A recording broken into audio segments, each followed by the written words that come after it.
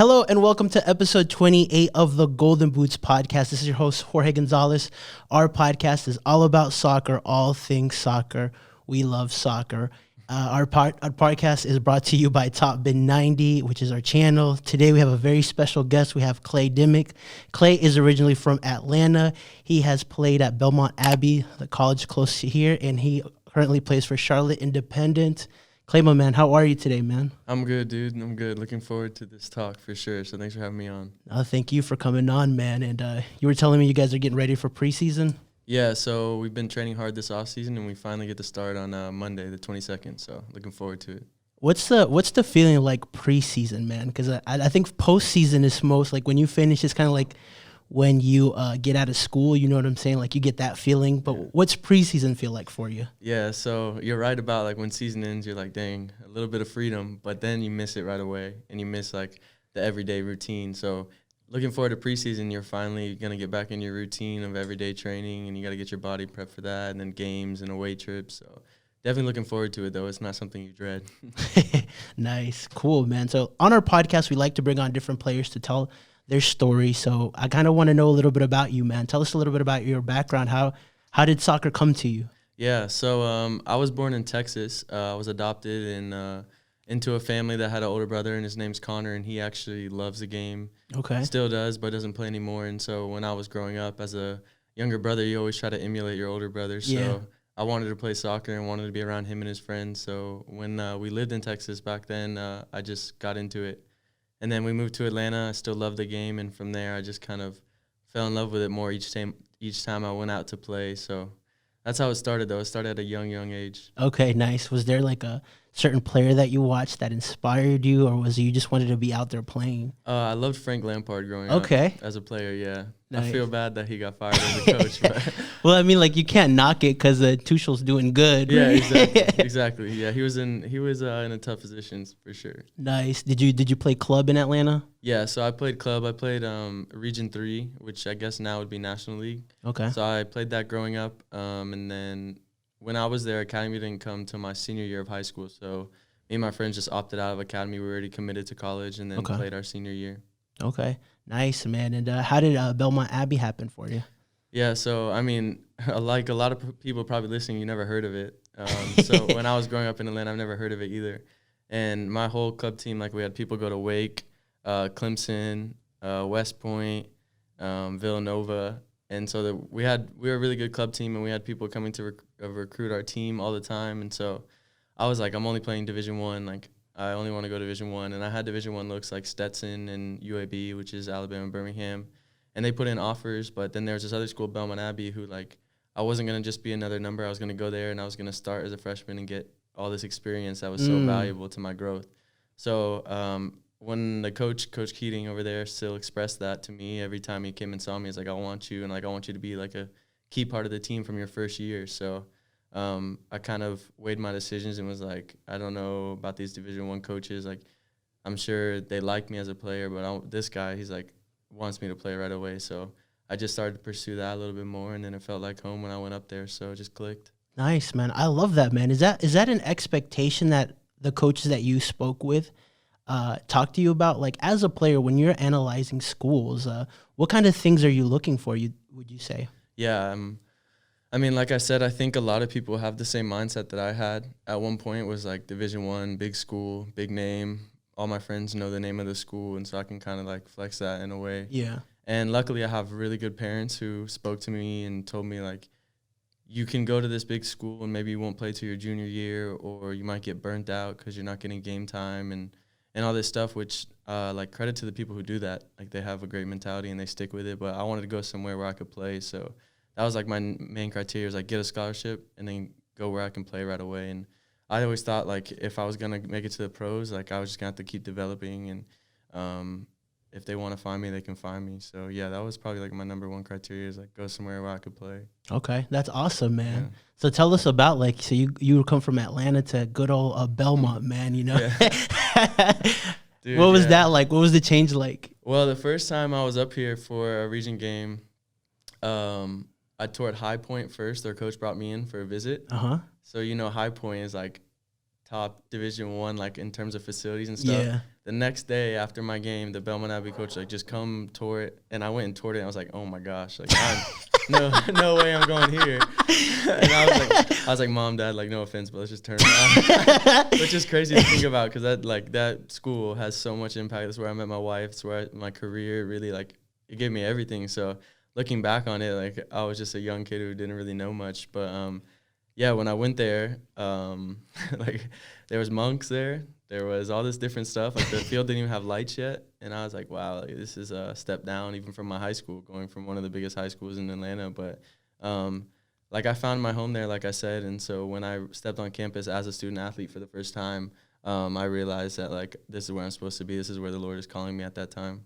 That's awesome, man. What was the transition like from just playing high school ball and club ball to college ball? Yeah, so in Division II, I'm sure you're aware since you're into all things soccer, like there's a lot of internationals and older guys. Yep.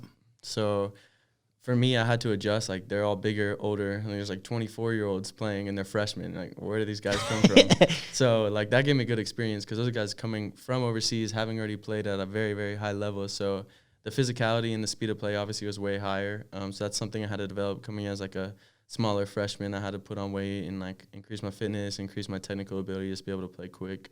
Nice. Awesome. So I want you to expand on that a little bit because that's kind of tough for some players to take. I mean, you're a 18-year-old kid, 19-year-old kid, like you're playing against 24-year-olds, 25-year-olds who physically more often than not, they're like stronger than you. They've been around a little bit more. They know how to put pressure on you. Like, how do you handle that mentally? Yeah, for sure. I mean, we went and played Limestone, Limestone College, and we played against their starting 11. They had like Spain, Germany, and England, and that was like the only nationalities. There was like all 11 of them were from one of them. They're all like 22 and older. So I was like, dang, like this team's gonna be good, but they're also gonna be strong, fast. So mentally, you have to prepare yourself. Like you have to rise up to the occasion, and it's a privilege to feel that pressure and to feel that like test. So for me, I just kind of took it as a challenge and have good coaches over there who said like, just because you're an American and younger doesn't mean you're gonna be written off. So just rise to the occasion, get in the weight room, do extra fitness, extra touches, and just be ready. Okay, I love that, man. Are you the type of player that like when something happens, like because there's people handle things very differently, man. So like when things like that happen, like you kind of rise to the occasion because you get angry, or like you like kind of hold back a little bit and like think about it, and like you got to kind of push yourself internally. Yeah, you get what I'm saying. Which one are you? I think the people closest to me think I'm internally intrinsically motivated. So I think that like there's some people who if somebody's talking crap to them, they'll be like, oh no, I gotta rise to this. But I think for me, I just have like a steady head, and I think that's like credit to the mentors and coaches and parents that I have. Just remain the same, but like always play to that higher standard. Like you're not competing against this guy, you're competing against yourself. That's good. It's like you gotta beat yourself each time. So yeah. Yeah, 100%, man. I think that internal aspect is the most important thing, right? Like unless you learn how to handle things internally, externally, like you can't control what goes around you. I've always heard you can only control your actions and your attitude. And that's so true, man, because like you don't know what the other person's doing, what they're thinking, right? The only thing you can control is yourself. Yeah, and that's something that I always teach the kids I'm coaching is like just control what you can, control the controllables, and that's like your work rate, your attitude, what you do off the field, what you eat, how you sleep, stuff like that. But the other team, you can't control them. So just kind of control what you can and put all your energy into that instead of worrying about the other stuff. 100%, man. I love that. How long were you at Belmont Abbey for? So I was there for 4 years, 2014, I think, until 2018 or 2013, 2017, one of the two. And then I graduated from there in May. So I was 4 years, luckily. Okay. Nice, man. What do you think is the biggest thing that Belmont Abbey taught you? Off the field, it taught me how to become like a better man of faith, and that's awesome. Yeah, just move me closer to the Lord, which is like the most important thing in my life. It also gave me my wife at college, so that's where me and my wife met. And then on the field, it just taught me like when I was there, it wasn't a good program. It wasn't a great program. It was a good program, average. But I think for me, that helped me be able to handle like, okay, I have to change this element of my game to compete at a higher level. If we're losing, my mentality still has to remain the same. I can't just give up.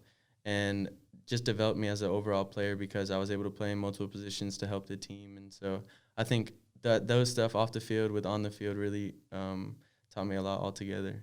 I love that, man. So it's cool that to hear your perspective in terms of like how you had one expectation of things, you went into something and like you looked for the best out of it and you got the best out of it, man. Because I think people like sometimes in life we all have these goals or these dreams and like sometimes they don't come to us the way we want them to. So we have to learn how to look for them. Does that make sense? Yeah, 100%. I would definitely agree with that. And I think a lot of the times you're thrown into a situation for a reason. So kind of find your role, kind of find your niche in that situation and just roll with it. You're there for a reason, you know? Yeah. Who knew Belmont would give you so much, huh? Dude, I don't know. On the first drive through campus, I would have said no.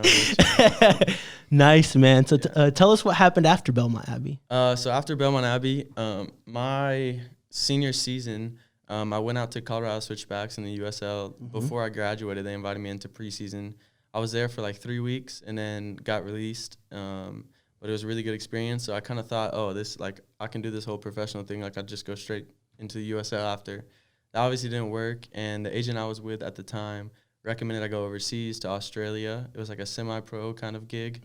So I went over there, played a little bit, which was kind of tough, like being there alone. But I learned a lot about like myself and what I wanted to do, and I wanted to come back and have a career on the field here. Nice. Talk a little bit more about that, because that's a very difficult decision to make. To like, I mean, you're leaving the whole country, right? I mean, you're going to the other side of the world, really. You know. So when I made the decision, I obviously just wanted to keep playing, and at the time, that was the only decision to do it, unless I was going to go back and play. I think it was PDL at the time.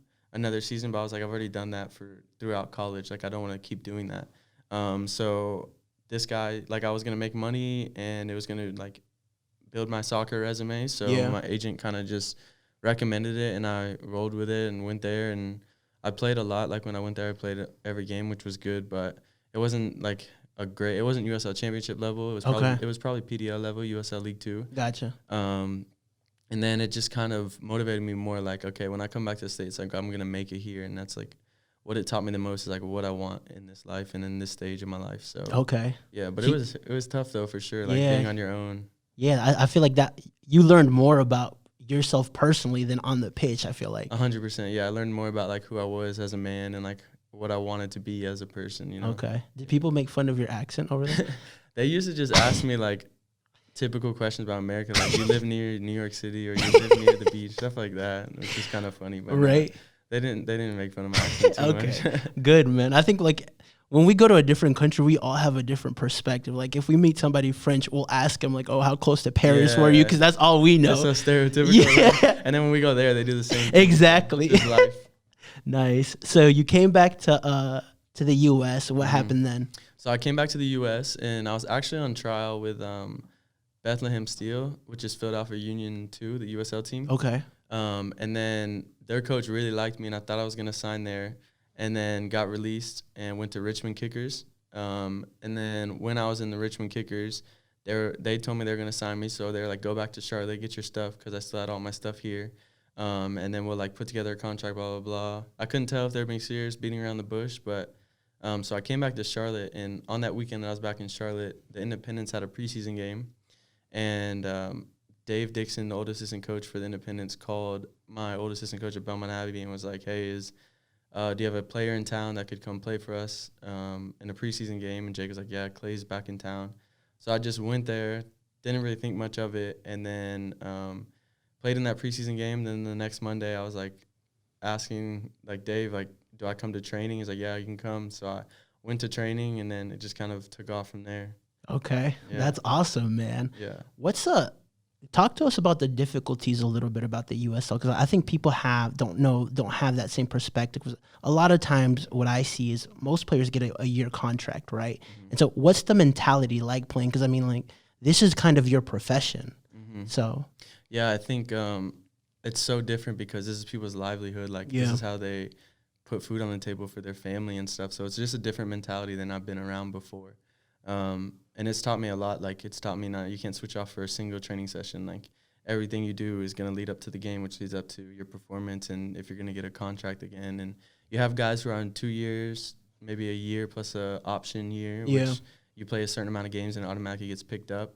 But yeah, it's like everything's on the line every day. So, and it's like you go to work, like you have to keep performing in your office, like you have to put up certain numbers, sales, whatever it is. It's the same thing on the field, like you have to keep performing because It's good. this team doesn't want you. Then this team who was kind of interested in you, you're playing well. They're like, okay, we have this much money for him next year. Like we want it for another year. So so I feel like you always have to think people are watching. You're always trying to like build yourself as a player and get better.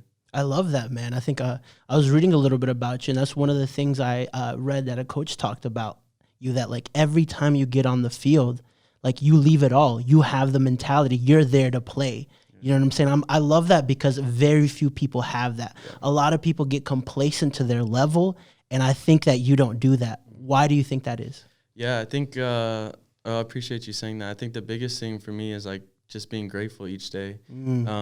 At Belmont Abbey, we had this thing like called core values, and one of the ones was our team is grateful, and it's something that stuck with me throughout life. Is like grateful for everything, entitled to nothing. So you're not. Dang, hold on. You got to say that again, bro. That's good. It's a core value, and we have 15 of them, and one of them is our team is grateful, and this one says our team is grateful for everything, entitled to nothing. That's so good, bro. Yeah, some of the coaches over there are geniuses, but yeah, so it's just something I try to do each day, whether it's soccer or whether it's hanging out with family or whatever it is. Just be in the moment and give it everything you have. So like this morning when we had workouts, like you're not promised tomorrow. You could go and injure your hamstring, you're out for 2 months, or like whatever it is. You go to practice on Monday, your first day of preseason, you get injured. But like that practice you did for 30 minutes, you give it everything, so you don't have any regrets. But yeah, I think if you have a really grateful mindset and you're grateful that you do this for a living and do this every day and you don't want to leave anything behind, there's no reason you shouldn't be like, oh man, I give it everything each day, Yeah, that's true, bro. I really like that perspective because I think a lot of us get numb to that feeling, like as much as we talk, oh yeah, like be positive, be grateful, like it's very difficult to do, right? Mm-hmm. But I think like having like you have the mindset to do it every day. And in soccer, it's a little bit more difficult too because like at your job, like regular jobs, like it's pretty hard to like hurt your hamstring and like you're out for 3 months, right? Like you're still working. Like in soccer, like a small injury or a big injury can really affect you mentally. Mm-hmm. Yeah, I completely agree with that, and that's why you have to take advantage of those times. Like you'll hear, I'm sure you hear players say like, "Oh man, I can't wait for off season, or I can't wait for the season to be over, or this session's boring, can't wait for it." But like if you just stay in the moment, it's like, don't say that because it could be taken away so 100%, fast. So, yeah, it's something I always try to teach myself, but I'm not perfect at it. Like there's always room to improve. So yeah, 100%. Yeah. I don't hear it as much as players that come on this podcast, thankfully, because like I feel like a lot of you guys like understand that mentality, which I really love. Like I think once you play college or like at a professional level, like you understand the grind that it takes to get there, right? And I think a lot of people don't. Like a lot of people are like, oh, like you're playing soccer. Oh, are you doing this? Like, okay, like it's very difficult. Like even like just some club levels, I see the quality and talent. I'm like, I can't imagine. Like even like people like knock the MLS sometimes, but I'm like, yo, like, yeah, like they're saying, oh, the Premier League better. I get it, but like just even these levels, like, whoa, like the quality is so high. Yeah, I completely agree with that. And like from the outside, if somebody is just maybe you went to college or high school with somebody who has a 9 to 5 and they see what you're doing and they're like, oh man, like you have it so easy. But it's like, no, if only you knew, like it's a grind and you can't just switch off and go sit at your desk and chill out. Like I'm sure those people have hard times too, but here you have to be switched on mentally, physically. All your emotions are into it every day, but I wouldn't have it any other way. So. Yeah, man. It's a sport that challenges you physically and mentally, right? 100%, yeah. Definitely mentally. I think mentally at times is even a bigger piece of it than physically, I think, because you go through so many challenges. Like if you just think, me personally, just last season alone, like what you go through mentally, that can make or break a player. So I think to work on your mental side of the game is huge as well. Nice. I love that, man. What's it been like playing for Charlotte Independence? Yeah, so it's been awesome. I think for me, one of the things I was really excited about was just to improve each day because like we talked about earlier, coming from Belmont Abbey, I was one of the bigger fish in a smaller pond there. Yeah. And then playing professionally, I'm like a smaller fish coming from a smaller pond into a huge pond. And like, yeah. That's just the analogy. But I just wanted to see how how good I can get and how long I can play this and how long my career can last. So, yeah, I've been around like amazing players, been around amazing coaches, and Coach Jeffries and Dave Dixon last year. And so, yeah, I've just been really just trying to push my ceiling more and more. So How do you do that? Personally, for me, I just each game, like I played in really big games last year and got a lot of starts and we got a lot of wins. So for me, that builds my confidence. I'm like, man, I belong here and like I want to be a big player for this team or in this league or maybe even higher. And so I just try to push myself each practice and never ever get complacent because I know it could be taken away right away. Nice. What's kind of the culture that Charlotte Independence is instilling right now? Right now, I think we have 7. You guys are moving into a new stadium too, which is cool. Yeah, we're moving in a new stadium, so looking forward to that. We have 7 or 8 of us that have been around for 3 years now.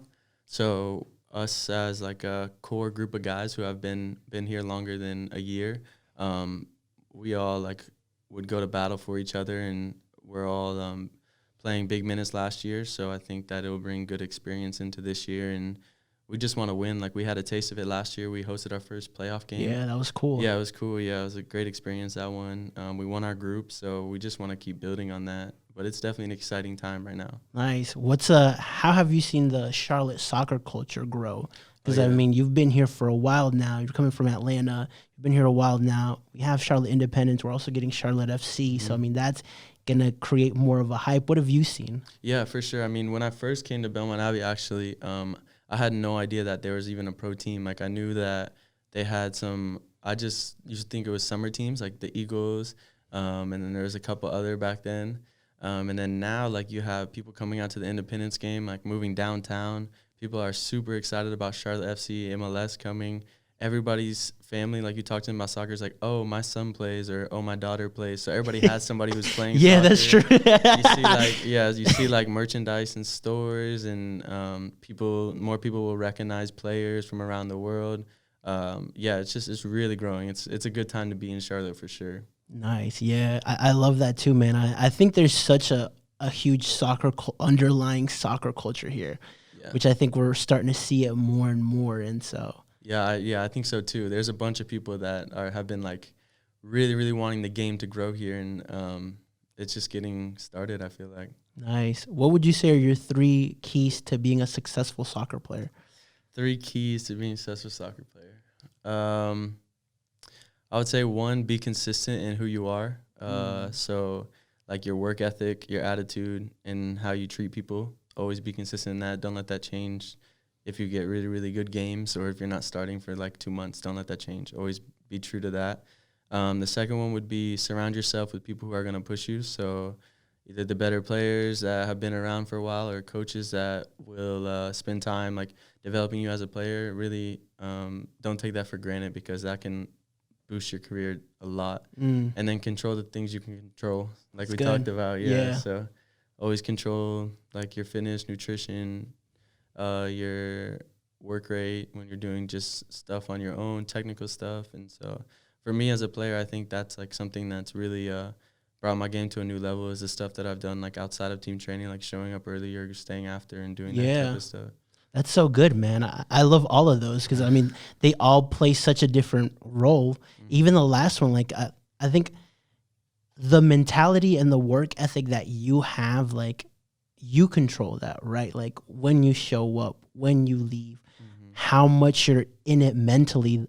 Some of these things people don't think about, but, like, in success, it's needed. You know what I'm saying? Yeah, I completely agree with that. I think that for me, last year I went early to practice every day with Dave, our assistant coach, and we just did technical session, and my teammate Hugh Roberts came too.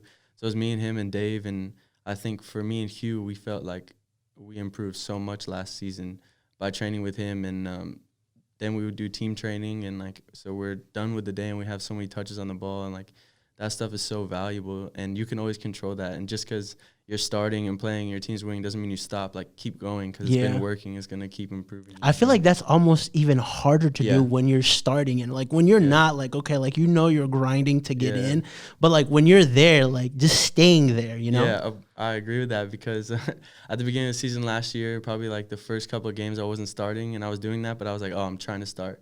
And then like I started starting, and now I'm thinking, oh man, I have to get up early tomorrow to go in early. But I'm like, no, like this is what makes me. This is what got me here. So don't stop now. Nice. What kind of things do players talk to the coaches about, like when they're trying to like get into the 11? Like what kind of things do you think players should be showing? Like I understand there's a communication aspect that's important, but also like you got to prove it on the pitch as well, man. Like you can't just be like, yo, I'm not starting, and then like you're not putting in the work. Right. I think that's like one of the biggest differences from college to professional. It's like college, you always see people go to the coach's office like, I came here to play, blah, blah.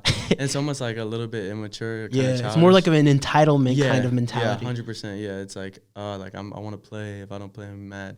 Or transfer and stuff like that. But pros, like, that's your job. So you go, hey, like, I know I'm not starting, but at least for me, like, you want to do it a respectful way. It's like, hey, I know I'm not starting. Like, what can I improve on? Or can we watch film on the last game I played? Because that's so good, bro. I want to, like, break that down and improve. So I think it's a lot of professional players that I know have done it out of respect. But, I mean, you always get some guys that don't do it respectfully and it doesn't end well. But if you approach the coaches just like anybody else and do it respectfully, like, hey, like, obviously every player wants to play and start. So they're not like blind to it. So just do it respectfully and they'll have a good answer for you. Nice. Yeah, that's good, man. Just don't go in there and be like, yo, I'm not starting. Yeah, exactly. Yo, I'm out. Yo, I'm Clay, man. What's been your most memorable game so far? Well, obviously my professional debut in 2019, but most memorable game, like besides that, would probably be.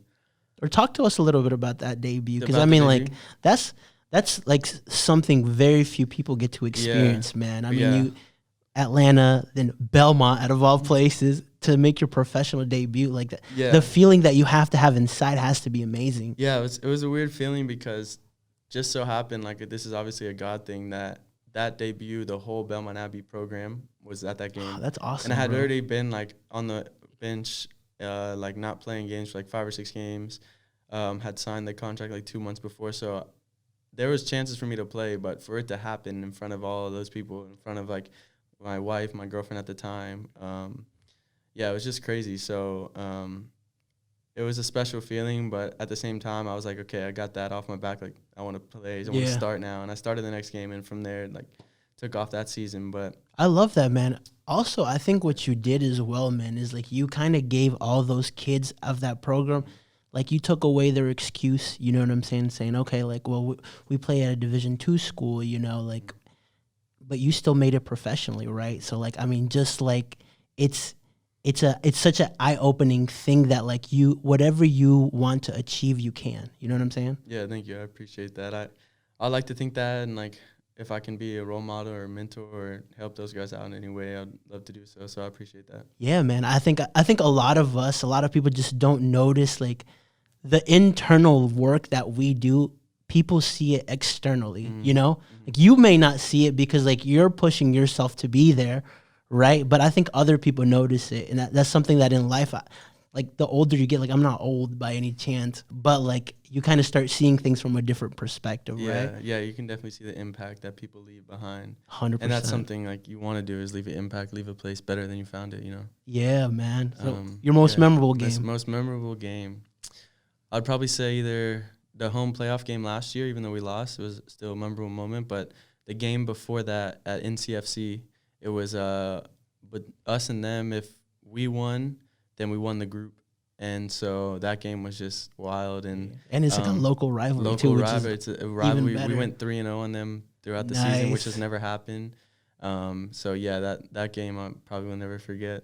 I love that, man. Yeah. Tell us what you think your soccer career has taught you about success. I think my soccer career up to this point has taught me that success isn't always the first option, like the easiest option, but if you put your head down and keep working and respond to adversity, I think you'll always find success in life.